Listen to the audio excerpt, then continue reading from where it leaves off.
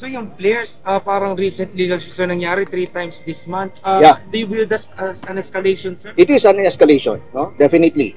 Pero hindi lamang sa atin ginagawa yon. Pati sa US, ginagawa nila. Pati sa Australia, ginagawa ng China yung pag-release ng flares, no? This is a form of warning the other side. But again, for us, no? For us, it is a dangerous maneuver.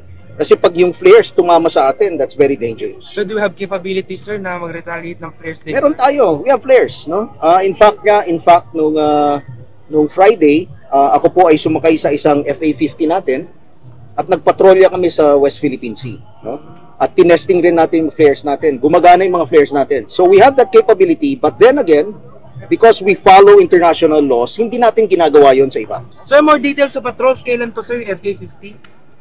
Nung Friday po ay sumakay ako sa ating FA-50 at nagpatrolya po kami sa West Philippine Sea. Saan features, sir, malapit?